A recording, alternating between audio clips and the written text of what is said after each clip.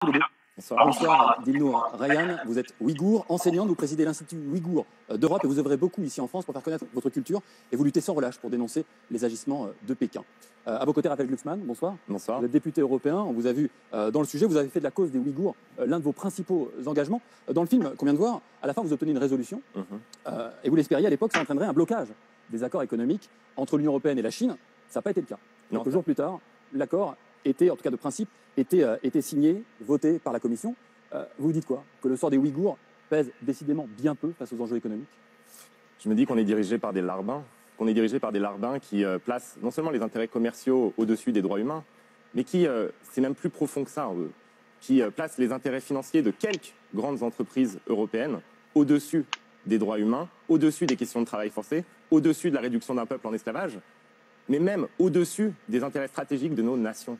Parce que pendant toute cette année, on parlait encore de la pandémie dans votre émission juste avant, pendant toute cette année, on nous a dit que désormais la priorité, c'était la relocalisation. Désormais la priorité, c'était de ne plus dépendre de la Chine pour produire des masques, pour produire des médicaments, pour produire à peu près tout ce qui nous fait vivre en fait, parce qu'on est devenu complètement dépendant. Et la première chose qu'ils font, nos dirigeants, c'est de signer un accord d'investissement pour pousser les Européens à investir encore plus dans l'appareil productif chinois. C'est ça la réalité de cet accord. Donc non seulement il s'assoit sur les droits des Ouïghours, il s'assoit sur le fait que nos entreprises bénéficient via leurs fournisseurs chinois du travail forcé des Ouïghours, mais en plus il s'assoit sur leur propre promesse pendant toute cette année de pandémie qui était de dire désormais nous avons compris que cette globalisation complètement débridée nous menait à la dépendance et à la vassalité et que désormais eh bien, nous allions avoir une politique qui allait réaffirmer notre autonomie stratégique. La première chose qu'ils font, c'est que pour faire plaisir à Volkswagen, à Siemens et à toutes ces grandes entreprises qui sont pieds et poings liés avec la Chine depuis les années 90, la fin des années 90 et les années 2000, eh bien, ils signent ces accords d'investissement. Dans le même moment, l'Angleterre bannit l'importation sur son marché des produits de travail forcé des Ouïghours. Le Canada le fait, les États-Unis le font. En Europe, rien, sinon cet accord d'investissement. C'est une honte. C'est une honte et c'est une faute morale et une erreur politique grave. Dilnour Ryan, comment vous avez vous-même réagi quand vous avez entendu effectivement cette décision prise par l'Union européenne de poursuivre les négociations pour ce grand accord d'investissement avec la Chine? J'étais choquée. Je pense qu'en fait, voilà, le choc, c'est le bon mot pour moi. Je pense que pour moi, ce que signifie, c'est que l'Europe, le dernier bastion de défense des droits de l'homme, droits humains, a décidé de profiter à son tour, elle aussi, du part de gâteau de l'esclavage ouïghour, en signant ce traité avec la Chine. Ce traité signifiait plus de produits chinois. Produits chinois aujourd'hui signifie l'esclavagisme ouïghour.